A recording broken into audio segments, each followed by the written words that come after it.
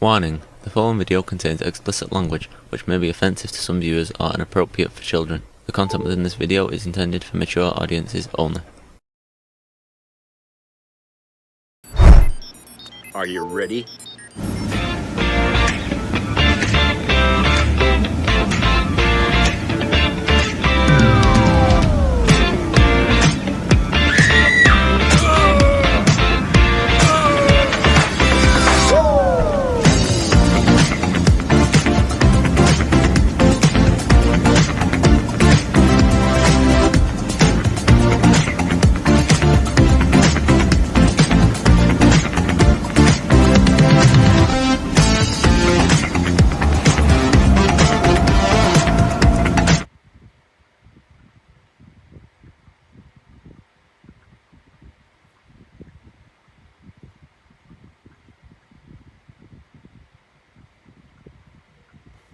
Hey everybody, it's Jeff.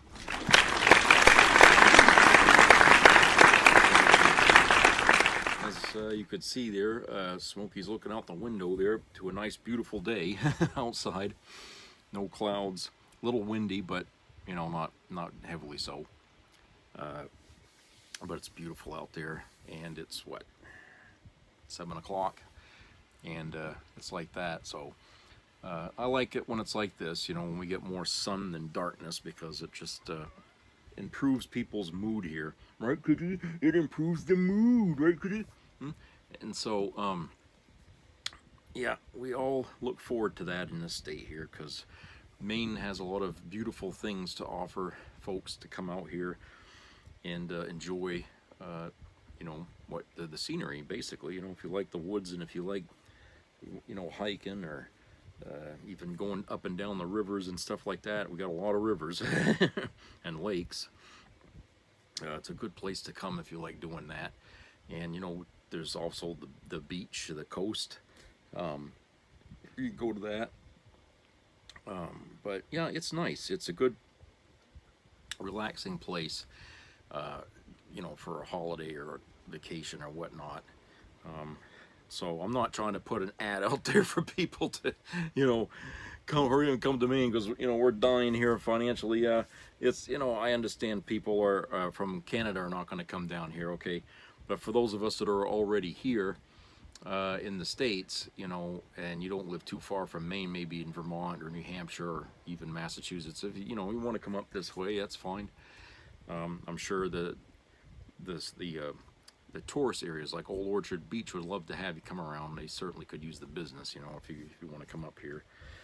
And the beaches probably won't be crowded, so you're going to have a lot of open space out there to enjoy the beach. And that's when I like to go to the beaches, when there's not a fucking the whole world is out there, you know. You're stepping on each other's necks, and you know, I mean, it's just crazy when the beaches are full. But now the beaches won't be full up here, so now is a good time to come up here and enjoy it, because you can get some peace and quiet for the most part. You know, it's good. It's better that way. You need the openness, you know. So today's Mother's Day, as you know, and I had gone to my mother's grave and I put some flowers out, and every year I always put out those whatchamacallit, those lights there that, you know, the solar lights, you know, people like across the road, the neighbors over there, they put a shitload of those out every year. They're really nice. I mean, I put some lights out there, of course, by winter. I mean, when winter's gone, those things are destroyed, so I always have to buy new ones, but they're so cheap. I mean, you know, so I just keep putting new ones out there every year. And the plants I got out there, my uncle had put stuff out there. So yeah, that's what I did today. And I guess, you know, the restaurants were full yesterday. They're full today too. And of course, like I said yesterday, it was, you know, they had the graduation, high school graduations, and the colleges and stuff going on this weekend as well.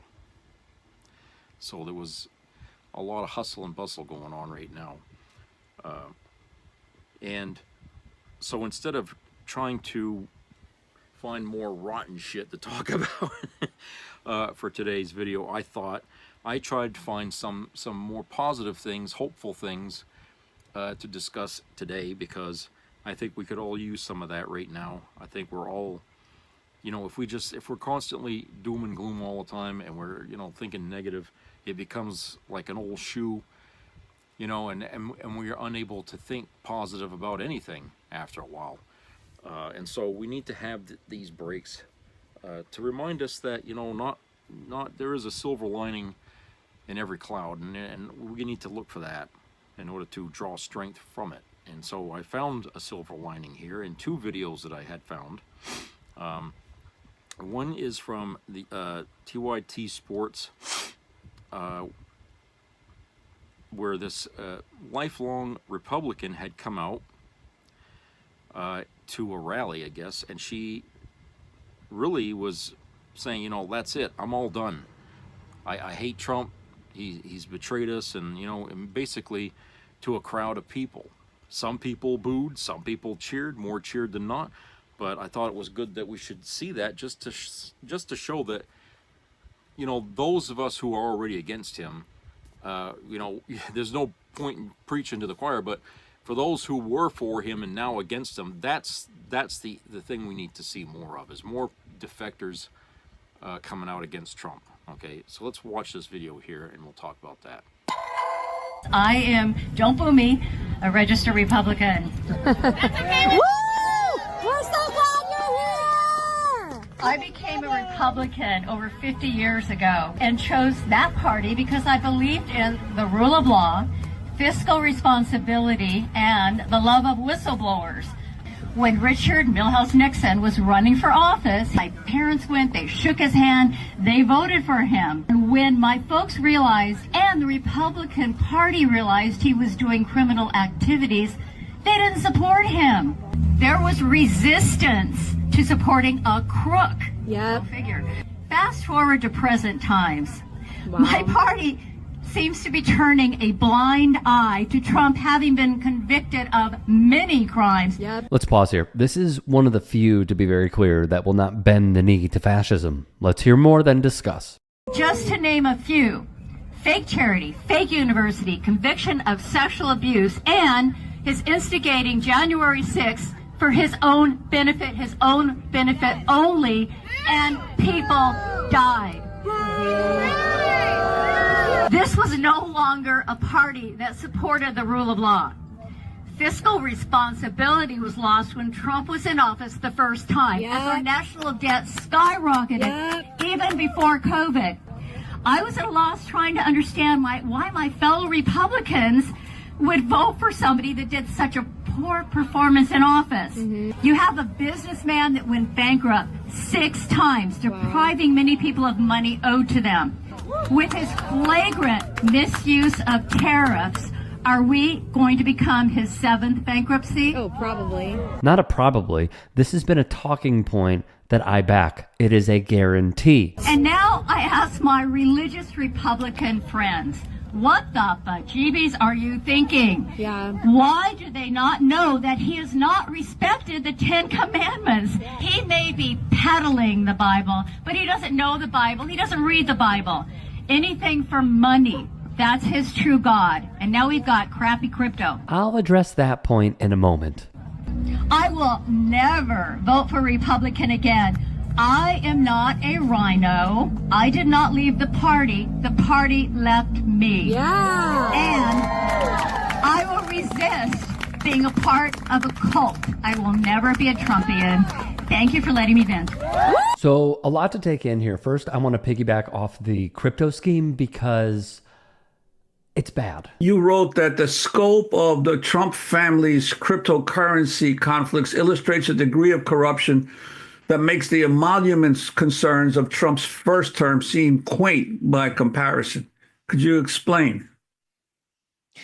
Yeah, so Trump's crypto ventures are growing seemingly by the week. It seems like every week something new is announced, whether it's his World Liberty Financial crypto platform or his Trump meme coin or rumors of a new crypto game that his backers are working on. And so he is really allowing for bribery and the types of corruption that we've never seen in the American presidency. He's allowing people to send him money. He is profiting directly from the cryptocurrency industry while he is simultaneously influencing policy, legislation, calling off regulators who previously oversaw the crypto industry in ways that are benefiting him and his family very directly. That is Molly White. She is a crypto and tech industry researcher, as well as a critic, along with being a software engineer. And she spoke, with Democracy Now! On a very, very serious issue. I mean, there is this major potential for criminal activity using cryptocurrencies. We've seen it dramatically increase for use in money laundering, as you mentioned, terrorist financing. Ransomware is primarily these days done with cryptocurrency. And there's very little in the way of regulations or laws that crack down on that type of activity. And under the Trump administration, we've actually seen what few regulations were in place be pared back. The Securities and Exchange Commission, which previously was essentially the primary regulator of the cryptocurrency industry, has been called off the beat. We've seen cases against cryptocurrency companies dismissed with prejudice, investigations of crypto companies dropped. We've seen the cryptocurrency investigations teams at the SEC and the Department of Justice dismantled.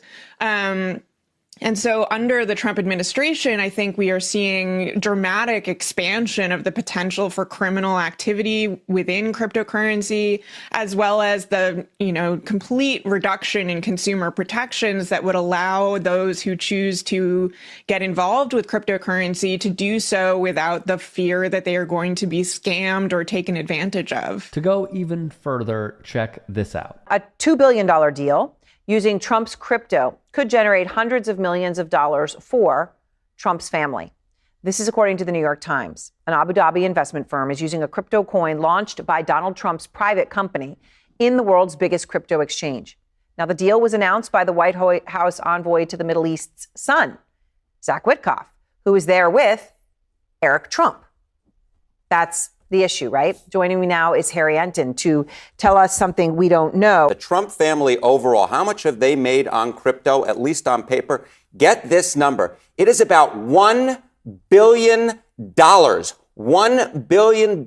Because remember, it's not just Donald who's involved in crypto. It's Eric who's involved in crypto, and it's Melania who's involved in crypto. That is an insane amount of money. Look at what Forbes has found. What they have found that over the last year, you go back to last year, look, Trump was worth a lot of money, but it was $2.3 billion. Look at how much he's worth now. It's more than doubled. This is what it's all about. These tokens, these coins, crypto. He doesn't care about you. He doesn't care about me. We have seen he will put money before his kids, before his wife, before his ex-wife, because that's all that he cares about. That is his love language. He was raised to be this way by a person who, according to the reporting, was arrested at a Klan rally. All they care about is money. So if he could find a backdoor deal and sell our secrets, nuclear secrets, national security secrets, anything, it does not matter, because the man is not motivated by helping people. He could give to you-know-whats about his fellow man. It is about securing the bag and putting profits over people by any means necessary. And if that means having a crypto czar like David Sachs, who will also benefit because he's a part of the PayPal mafia and a billionaire, along with Peter Thiel and Elon Musk, Trump will do it. This is a humongous scandal. And yet it feels like, aside from these segments here and there, it hasn't even become mainstream discourse in this country, which probably tells you something. If you can and are willing... you know, I think one of the things that came to mind as I was watching that is like, you know, what was the catalyst, I think, for people like her and others to, you know, suddenly change their stripe, I mean, more or less. And I think, you know, since that picture of the Pope that I had talked about in the last video, might have been yesterday, but last video,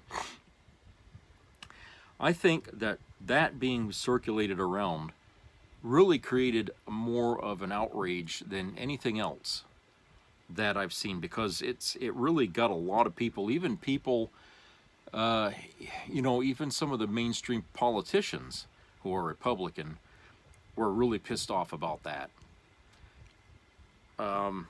And so I think that, you know, with every, and it's kind of funny that everything else that he's done didn't really do it, but this picture of himself as the Pope was what did it, I think. Okay, that's my opinion, okay, because I haven't seen as much outcry against him as in recent days, okay, and not, you know, it started off, you know, a picture going viral, and now it's stirred up the shitstorm in the MAGA party. And so even though, you know, there are prospects of a recession, all the talk about that, the inflation and all the talk about that, and the tariffs and the ICE immigration issues and Musk, all those other things didn't seem to really drive a nail or, you know, into their heads. But the circulation of that picture of him as the Pope is what really was the last straw for a lot of these folks. And I have to say, it's very unusual that, you know, if these people, okay, Catholics, if they cared so much for the Pope, and they're so, how could I say it, loyal to the Catholic religion, then how is it that all these other things that Trump did, which is totally against the teachings, you know, in the Catholic Church, not to mention, you know, illegal in this country, how all these other things got by them, and only this got them pissed. Only the picture got them pissed. And I'm thinking, you know, that's very a bizarre thing, okay? You know, you can't, I mean, I know they say you can have your cake, but you can't eat it too. You know, but what the thing of is we're talking about what people stand for. And Catholics are supposed to stand, you know, with what's been taught in the Bible. And there's nothing in the Bible that would green light any of these other things that I had said, you know, the tariffs, the ICE, and all that other shit going on. None of that stuff would be, you know, thumbs up with the Pope or thumbs up with Jesus. Okay, that would all be frowned on. And yet the Catholics in this country just sat on their ass and really said nothing until a direct attack on the Pope by some idiot in the Trump White House fabricated a picture, an AI image of Trump as a Pope. That only then that cross a line with them. And that's where I take issue in that. It's like, you know what, you fucking people are really shallow thinkers, okay? We've been telling you for months, for years, about what Trump is and what he, you know, and what he stands for, and you guys continued to support him, continued to donate money to him, continued voting for him, continued everything to stay in this thing, all these things. And we tried to tell you, look, even in your own religion, Jesus was against this, Jesus was against that, he was as woke as they come, and you people keep bitching you hate woke. And yet Jesus was the most woke person that ever walked this earth. Okay? And yet, with all these things that Trump's done, you greenlighted only this one picture. I'm like, you know, this is crazy. Maybe this is this thing that Democrats, you know, should have been using all along, is, you know, circulate pictures or something about people, you know, because, like I said, it looks like these folks are just two-dimensional thinkers. I mean, they don't really think. You know, they only judge by what they see on the surface. And maybe pictures of Trump doing things that are against the Catholic Church is the only way they're going to understand, you know, where, you know, how hypocritical their stands are and how they're really not Catholic at all, even though they say they are.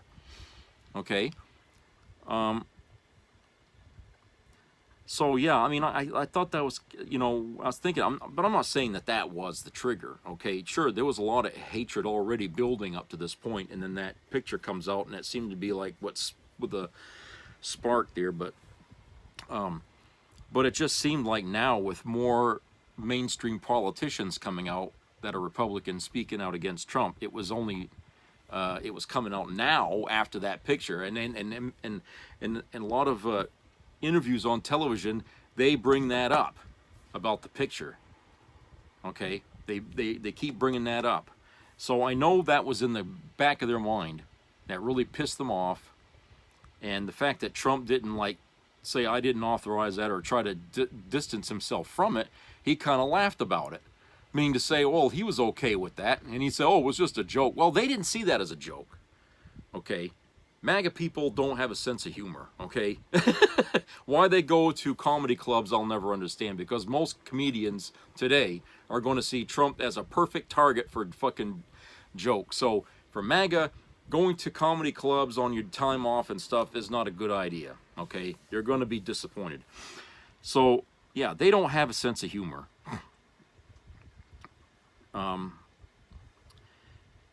But, you know, one of the other things about Trump is, you know, he said before the election, and I'm going to paraphrase because I can't find the exact quote, but he did say that he didn't care about the people at, you know, at one of his rallies. He was at a rally when he said this. He didn't care about them, but what he cared about was their fucking vote.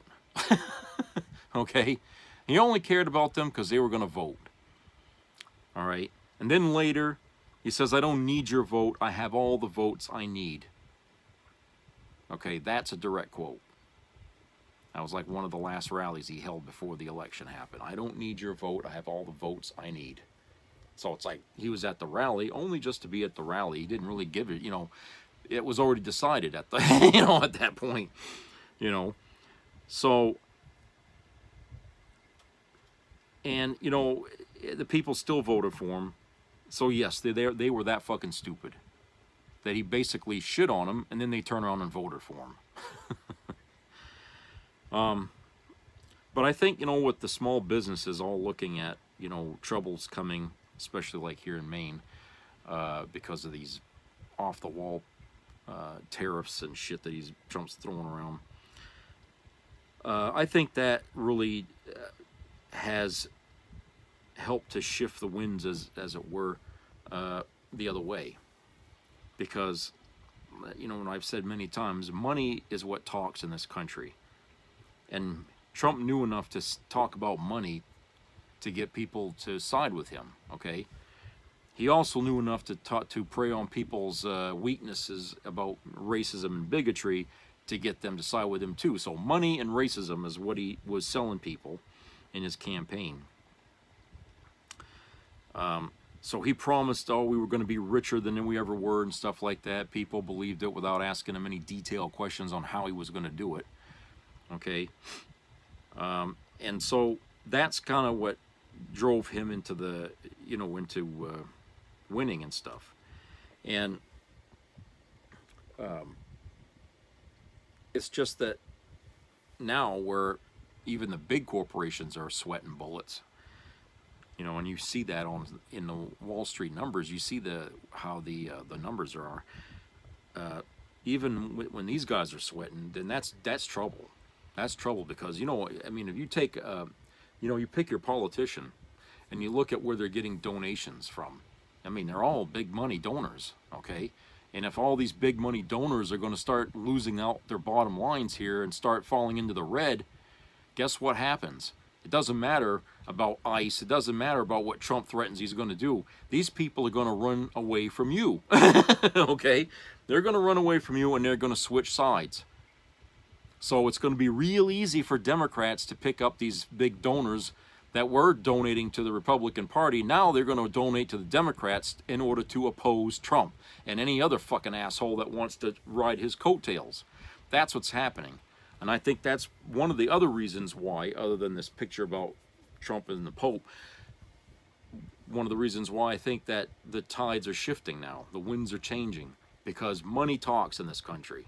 As unfortunate as that is, that's the truth, because we have money in our politics, and you see that's a double-edged sword. It can also work against the Republicans as well as for them. Because if you're not playing the game right to make these fat cats fatter, then they're going to dump on you like that. And it's just, and that's exactly what's happening now. And we're just seeing, you know, we're beginning to see now that this is going, it's going to be like a virus. It's going to catch on. People are not going to be so afraid of Trump anymore, and they're going to just turn on him, you know. So time is against Trump right now. I mean, the midterms can't come soon enough for them. But because we got to wait all this year and part of next year, you know, a lot of damage could be done by Trump before that election. Okay, before those elections happen. And right now, MAGA needs those things to happen soon, or just not at all, you know, because Trump's not helping them. You know, the hardcore MAGA nuts are going to be standing alone here before too long, and they're not going to have any ground to stand on. And Trump is not going to be the person they're going to want to stand with, because he's the one dragging the whole bunch of them down in the gutter. Okay, well, they're already in the gutter, but I'm just going to say maybe drag them all the way to hell. But that's what's happening, is Trump has now become an Achilles heel for the MAGA movement, not a benefit. But, you know, if you've been watching this stuff as closely as I have, you've always known that Trump was not a benefit to anyone, because he has no loyalty to anyone but himself. So at some point down the road, MAGA was going to get burned, and anyone associated with him was going to get burned, just like Elon Musk is getting burned. Okay, I told you this at the beginning of the year, what's going to happen. Okay, I told you. Anyone that latches onto him gets burned. Okay, so what's happening here, like I said, is just, it's not surprising. It was predictable, but we wished it could have happened sooner. We wish these people would have woke up sooner and realized what they had done. Okay, I hate it when people learn the hard way about things. Jesus, people are so stuck on that. Okay, what's the point of teaching history if people are just going to keep repeating it all their whole fucking life? I mean, you know, think about it. What's the point? You should ask a historian. Look, you're a professor in a college that talks about history. Why are you talking about history when nobody fucking listens? Okay? Why? People are hell-bent on repeating every fucking mistake that's ever been made in the past, thinking that, oh, if I do it, it's going to work out better. It's going to have a different outcome. Okay? You're out there preaching to people that just looking for a credit. You're just looking for a degree. Okay? In one ear and out the fucking other is what's going on, okay? And I wonder, you know, how do these professors and teachers of history, how do they feel about that? That they spend, I mean, remember the History Channel and all that? I mean, they spend all kinds of money putting a channel to talk about all kinds of things that happened in the world from way back. And with all that money that they spent making all those documentaries and all that stuff, especially World War II, of all things that they talked about most on the History Channel was the events around World War II. Okay? And even after all of that, we walked right into that fucking trap. Because what do you think Trump is? He's a repeat of history. That's what he is. And all these people out there that weren't paying attention to history, they walked right into that. The rest of us learned from history. We saw what was coming. People overseas, Germany itself, telling us, you guys are walking into a fucking trap. They warned us. Everybody saw it. Only MAGA didn't see it. Those are the ones who didn't pay attention in school. Those are the ones who never took the time to turn on the History Channel for just 20 fucking minutes. Just to watch something about that, okay? No, none of these people. So when they come to you and they start arguing their case about Trump and trying to sound intelligent, just remember that every one of those motherfuckers that sit here trying to act like they're educating you, they had no fucking awareness of what they were doing when they voted for Trump. They weren't that smart after all, were they? Let's go to a commercial break. We'll be right back.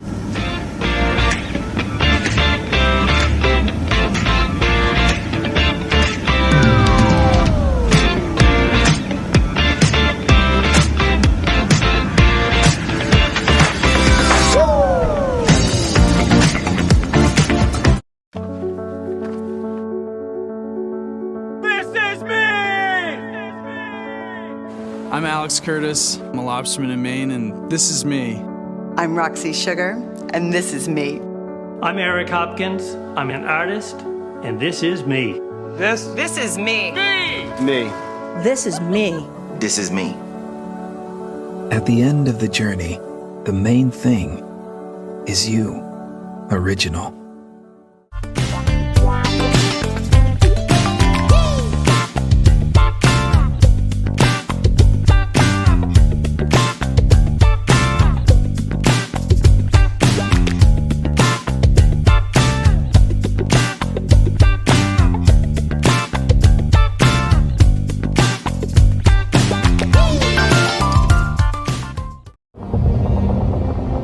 Years ago, the guns fell silent across Europe. The bloodiest war in European history ended with the unconditional surrender of Nazi Germany. This was good versus evil, and good won. They came from small towns and big cities, the men and women of America, ready to die in places they had never heard of, for a people they didn't know. Why did this greatest generation sacrifice so much? Because they understood that freedom is fragile. They believed every human life had dignity. What would these heroes think of what Donald Trump is trying to do to America? Arresting judges, the breakdown of rule of law, a powerful state that disappears its own citizens with no due process, an angry leader who thinks he's all-powerful. They saw it and gave their all to end that evil. Today, 80 years since VE Day, let us honor the greatest generation by holding their values dear. They had different politics, but they knew right from wrong. They knew what it meant to be an American. Now it's our turn to fight for America, to stand up to a darkness that threatens the basic rights of Americans, a leader who believes he is above the law. No one is asking us to charge across a bloody beach. All that's asked of us is that we remember the greatest generation's legacy and prove we're worthy of their sacrifice, that we are worthy to call ourselves Americans.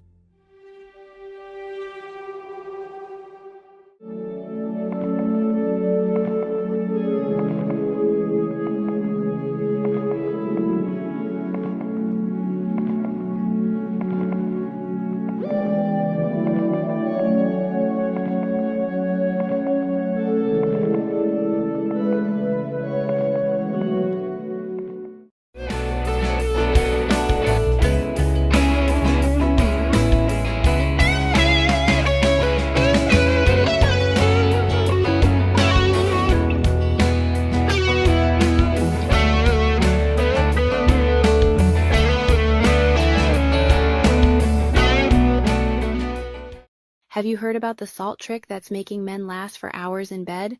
If not, pay close attention. Seriously, salt turned my husband into a bull in bed. He always had a sleepy worm and even used those little pills. But after he started doing this simple 15-second salt trick under his tongue, he tossed the pills away. The transformation was incredible. The worm turned into an iron anaconda, and even at 61, he's putting guys in their 20s to shame. I've never seen anything like it. Apparently the salt turbocharges blood circulation down there by 34%, making it thicker, harder, and lasting longer than ever before. It even works for men over 70 or 80 because it's all natural. My friend's 78-year-old husband had been suffering from limpness since he was 43, and now she says she has to beg him for a break because he's making up for all those lost years. If you want to see how it works, my husband made a free video showing step-by-step how any man can do the salt trick at home. Just click on the link in the description or on the first comment pinned. Imagine making your woman scream, roll her eyes, and have her legs shaking tonight. then waking up tomorrow morning ready for another round with the tent pitched. As a woman, I can guarantee your wife will thank you for learning this little trick. So click on the link below and watch it while it's still online, because I'm not sure how long my husband is going to want to keep sharing the secret. Holy fuck. Were you just checking out her ass? No, I wasn't. You know what? Fuck this. Wait, babe, calm down. Oh my god. Mary! I am sorry!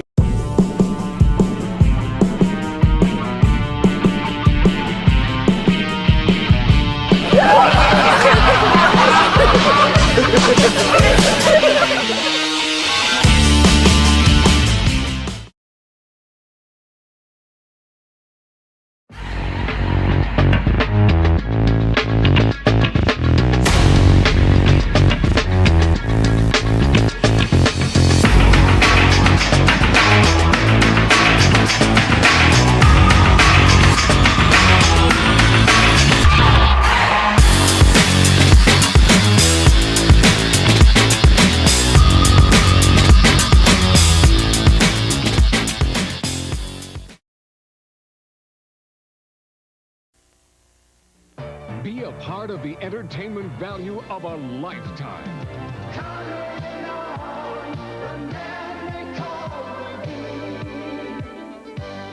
I loved it. It was the best performance I've seen in a lifetime. I loved the show. I liked it very much. He's a very entertaining man. It's well worth the money. Now appearing in Charlottetown, coming to Halifax November 6th to the 18th, and St. John November 20th through the 26th.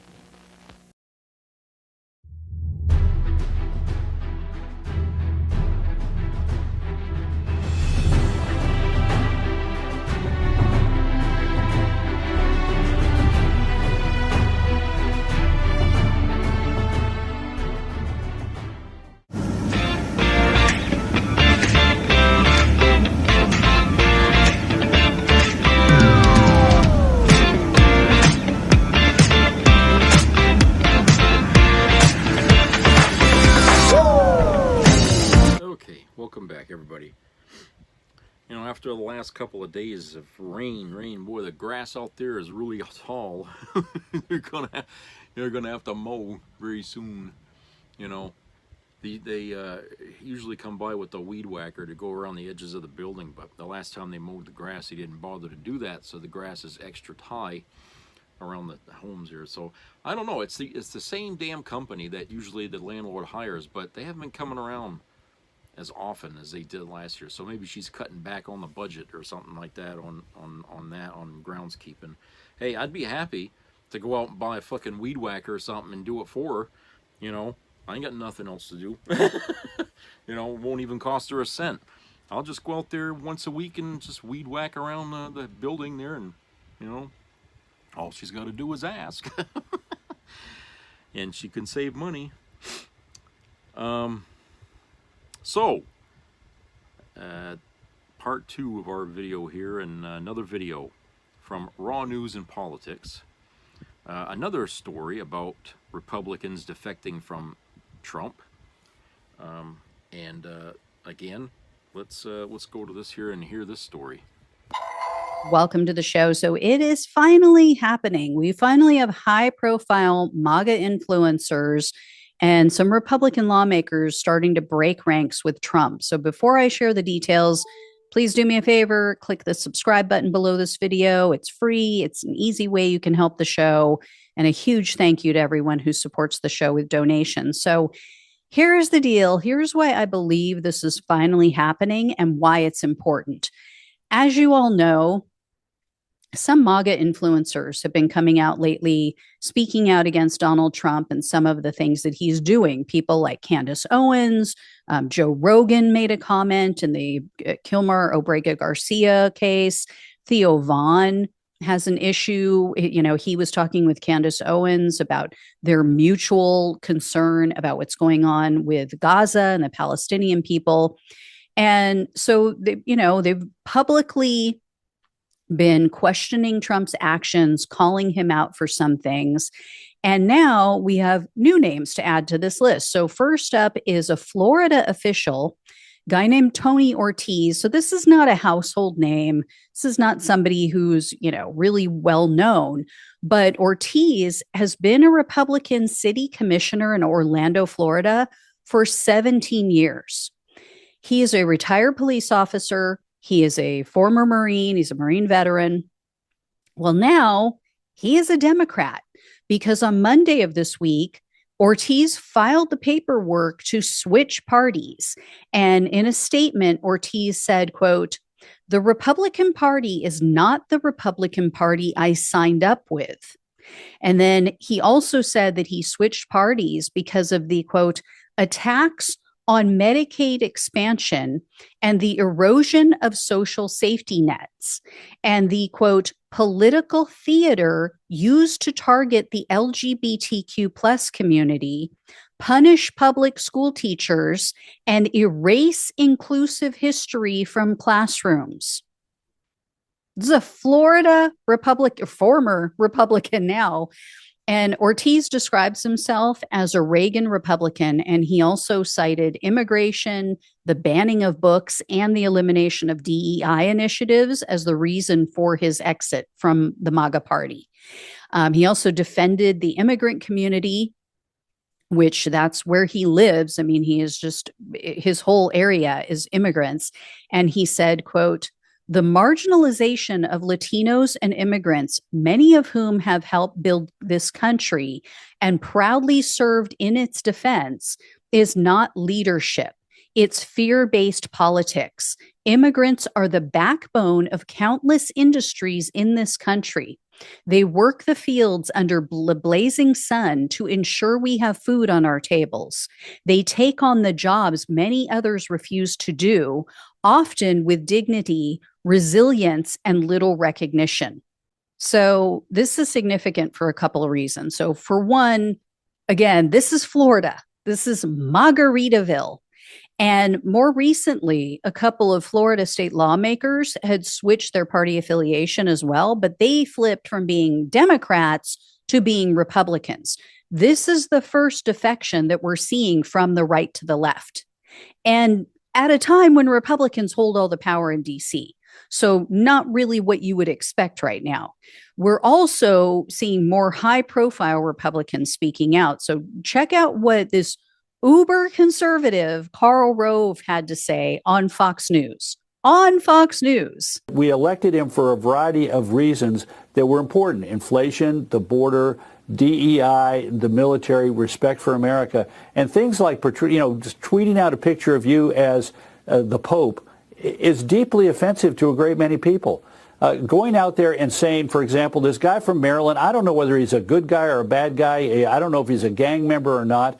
But the fact is bring him back to the United States, lay out the facts in a court of law, and get it done. Don't. It does no good to let that thing go out there for 4 or 5 weeks and eat away at the president's approval on immigration. I mean, when you've lost Karl Rove, you know you're doing something wrong. And for him to say that on Fox, as I pointed out, that is a big deal. Also, for the second time in, I think it's 2 weeks now, former Fox host Bill O'Reilly called out Trump. So take a look at his reaction to, number one, Trump's tariff comments about, oh, well, kids will just have to get fewer baby dolls, and then also the photo that Trump shared of himself dressed as the Pope.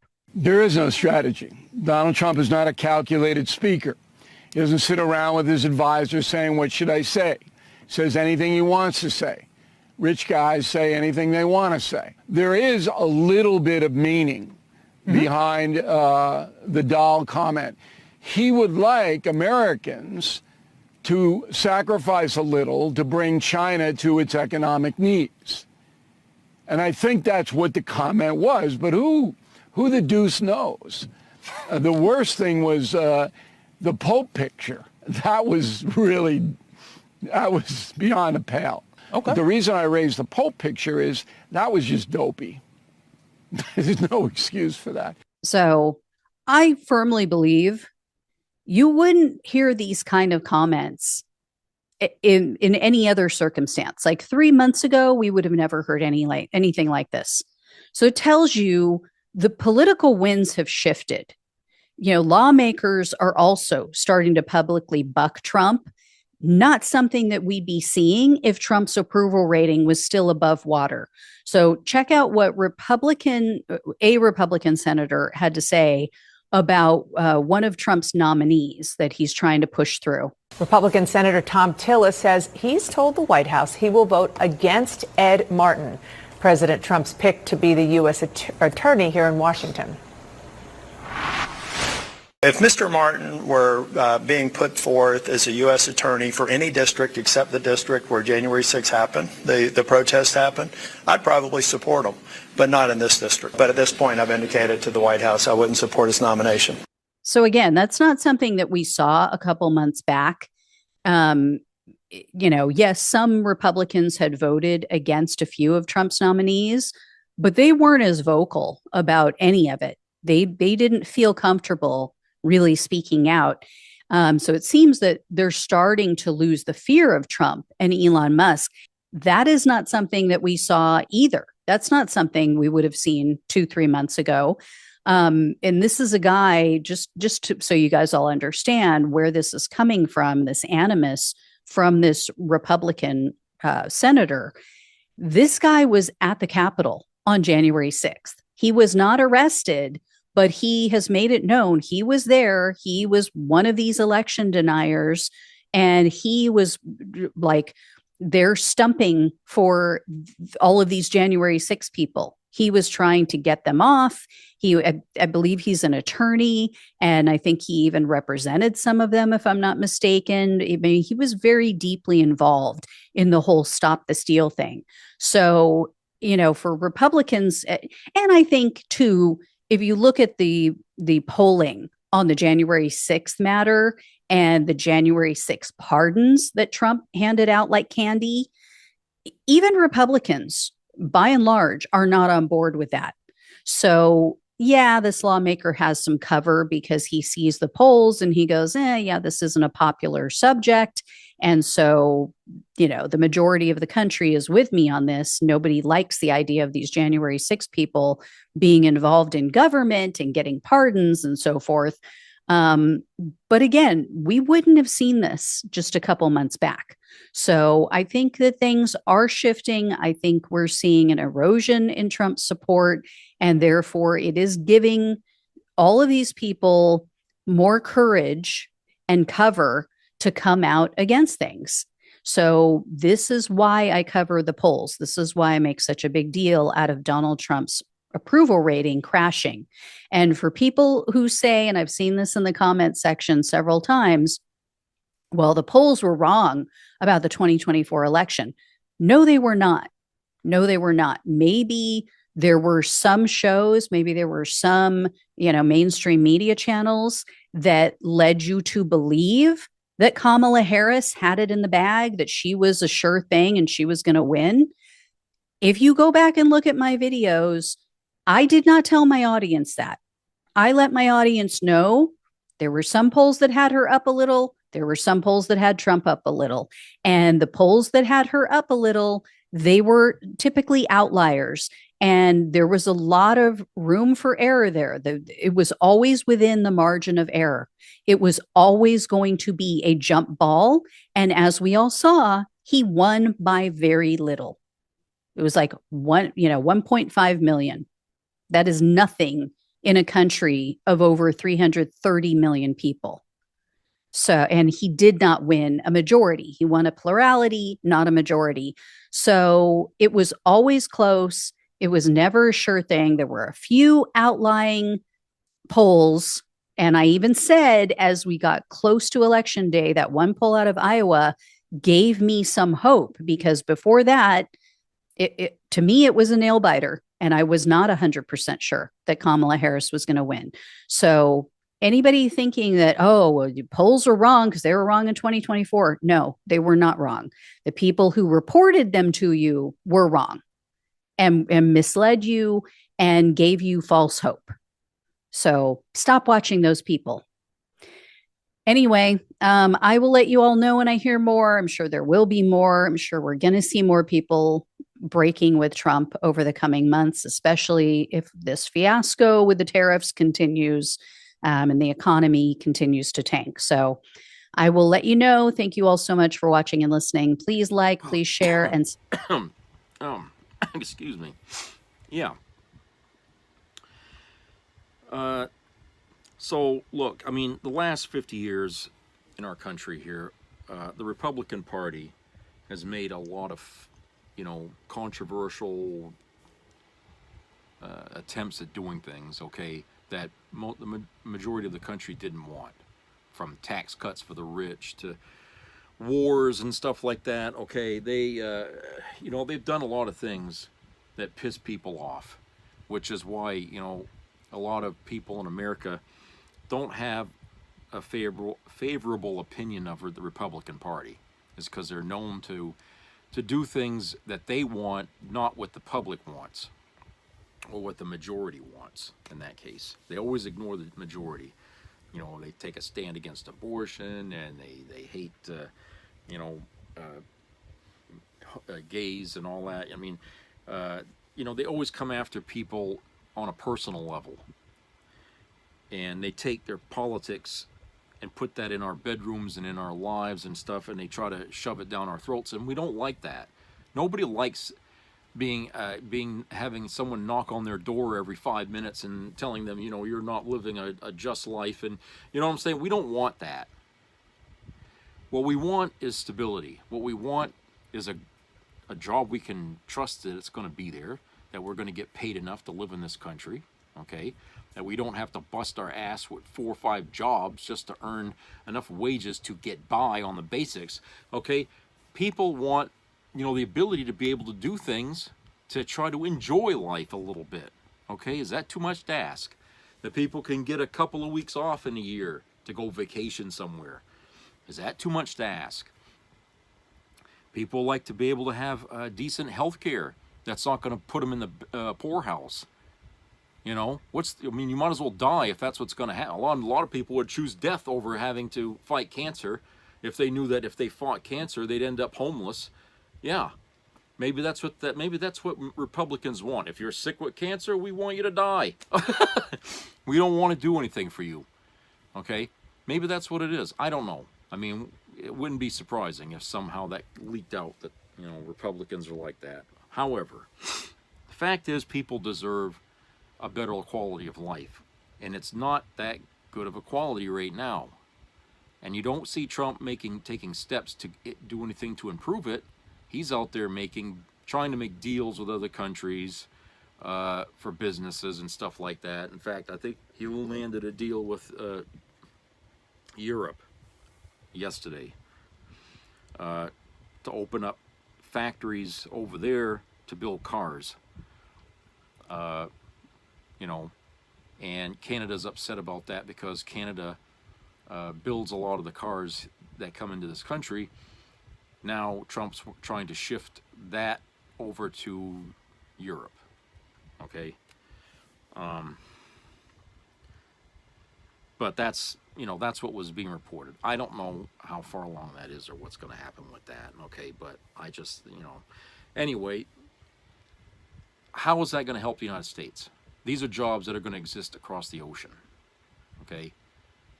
That doesn't help us. It's not going to help us. It's certainly not going to help the car dealerships sell cars. Because if people over here don't have money to buy them, then they're going to fill their car lots up with all kinds of cars that are going to sit on their lots and rust. So how is that going to help us? He's sitting here bitching about how we got this trade deficit with China. That we buy more from them than they from us. Well, why is that? Because we make nothing. That's why. We don't make anything in this country. And instead of making deals with Europe to build factories, why don't we make factories right here at home, for Christ's sake? Detroit used to be that for us. Make it again. Bring it back.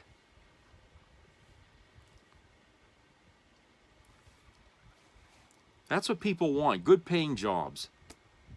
And when you have a lot of factories making things, then you can talk about tariffs.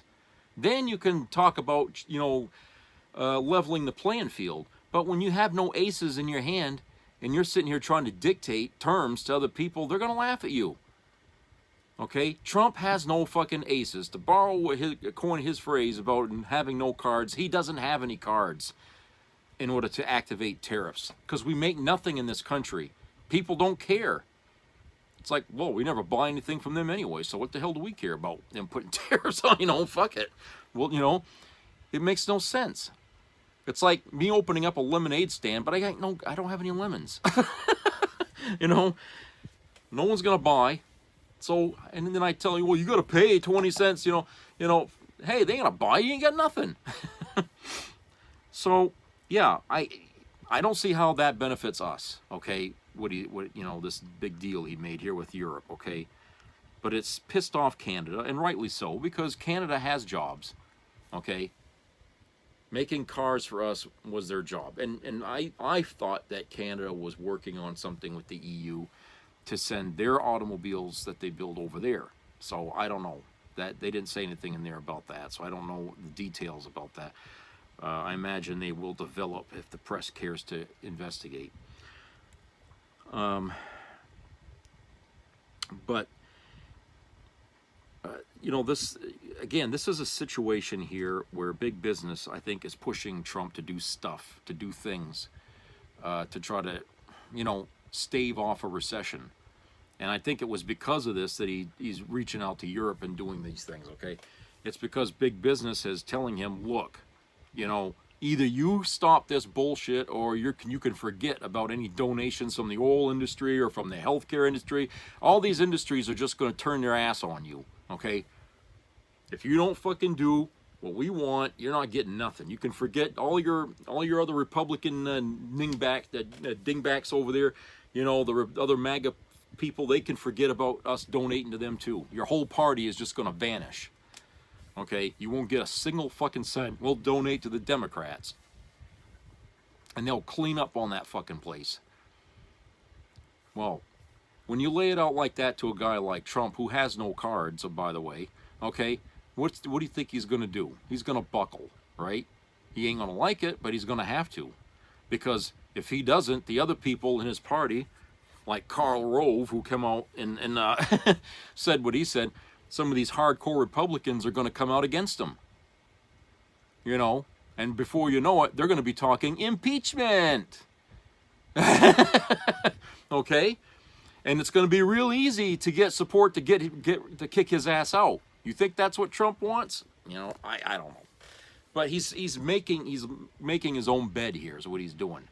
Okay? This fear of Trump is only going to take him so far before people get tired of that. And they will stand up to him. It doesn't matter how many ICE raids he starts up or how much military he puts on the street. People are just going to revolt against him all the way into it, including Washington, D.C., the core of the fucking problem. So, he can go after the public, he can deport as many people as he wants, but at the end of the day, it's still going to come down to Washington, D.C., whether he stays or goes. And the more people he's pissing off in the process of what he's doing, the chances are likely he's going to be the one that has to leave. Okay?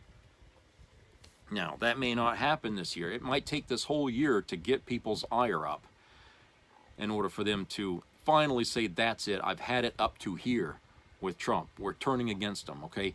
That's what's going to have to happen. That's going to take all this year probably, and then maybe next year the talks of impeachment will begin, and they'll be serious. They won't be just rumors. You know, it will be people actually taking steps to begin that process, okay? And it's going to come from the Republicans, I would imagine. It would have to, because if it comes from the Democrats, no one's going to take it serious. But if the Republicans present that articles of impeachment, okay, then you know it's serious. When people like Marjorie Taylor Greene are out there screaming, I can't believe you people are doing this to Trump. He's doing this. Okay, when people stop listening to her and they start doing what they know has to be done, okay, then you know they mean business. And Trump should be sweating bullets at that point. Okay, his Pam Bondi and all these other fucking lawyers ain't gonna save him at that point, because the wheels will be turning against him in a big fucking way. Money will be spent against him, not for him. And when that's going on, because you know these politicians, Republican politicians, they want their fucking money. Okay, they're not going to go without. To hell with Trump. You know, they're the last people in the world that's going to want to go poor. They don't care if we go poor, but don't you let any of those goddamn wealthy people lose their money. Not even a cent. They're not going to stand idle for that.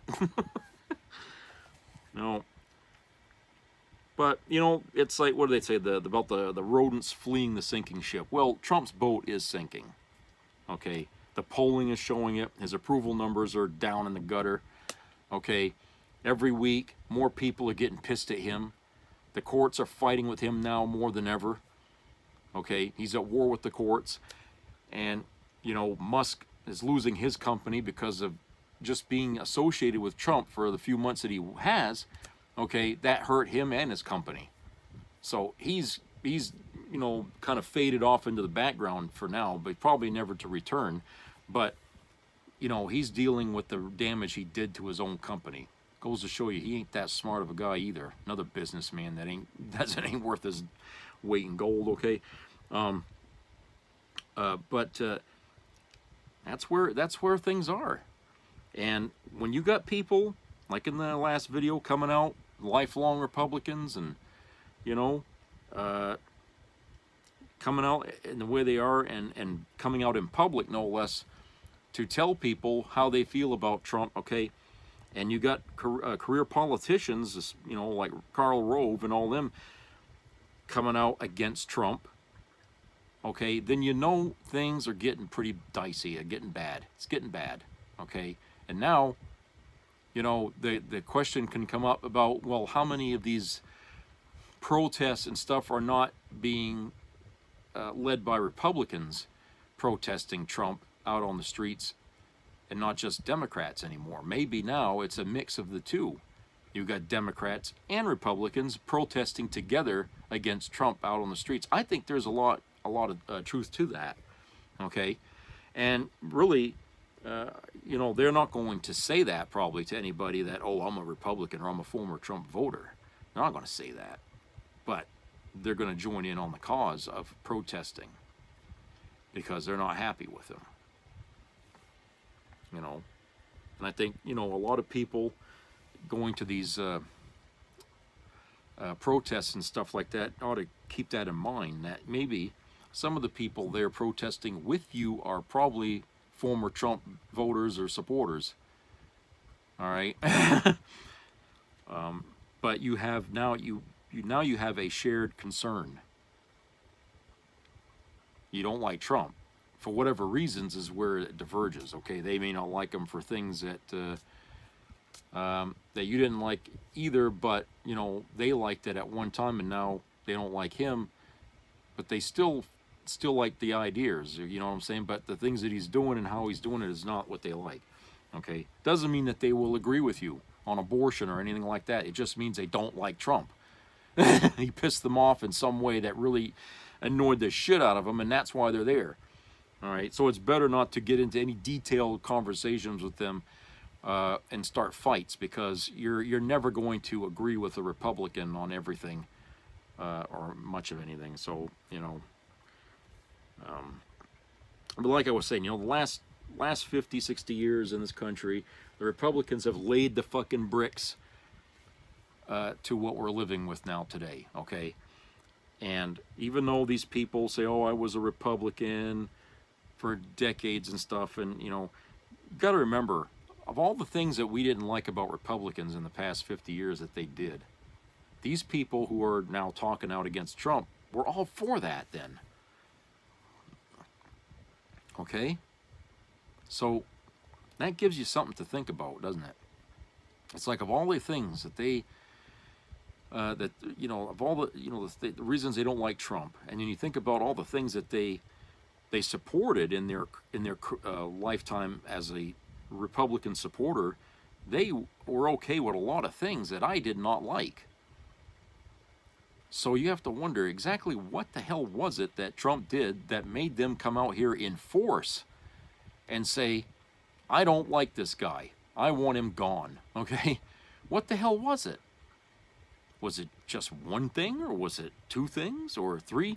You know, like I said in the last video, I mean, that picture seemed to be the spark of someone that made him as a pope. It seemed to me like it was that more than anything, I think, that really got under people's skin.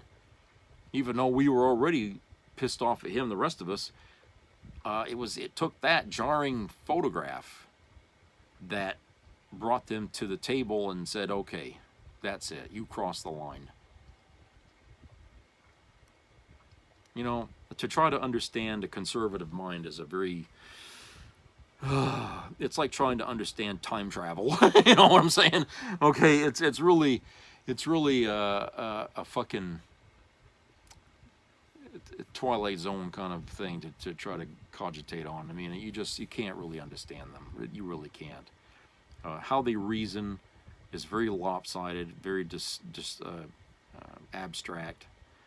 You know, I don't know. I wish I could have answers about that, but I don't know. I mean, it's hard to even get a Republican even to talk about things that they believe in and make any sense. Because it's like when they try to bring up a point and try to make something out of it, to try to explain their position, they reach for examples or something that don't really help to explain anything. It just, you know, adds more questions as to where they're getting their information from. And we already know a lot of it, where it's coming from. You know, we know Fox News and all that, and talking heads like, you know, Rush Limbaugh and all them others.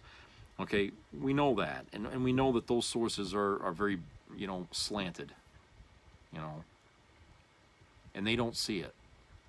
Okay, they don't see that what they're getting is one-sided views of everything. They think they're getting the full picture, you know. But maybe because their whole life they've never got the full picture about anything, because they never saw it. Maybe to them that half a picture is the picture, you know. So I don't know. It's very strange. But supporting Trump now is hurting these defectors, people that have left. And for whatever reason, continuing to support Trump is not something they can live with, I guess, or accept. And the more Trump pretends that voters don't matter to him anymore and stuff, and he keeps doing things his own way, and that the courts don't matter, and that Congress doesn't matter, and the Senate doesn't matter, the more he keeps snubbing all these things, the more it makes him hated, and the worse it reflects on his approval numbers. So as long as those numbers keep dropping, the risk of him losing control of his own administration grows. Okay? Because I doubt that even Pam Bondi or some are going to go all the way to the bottom. Okay, with him. At some point, they're going to want to save their own ass before the ship hits the bottom of the sea. Okay?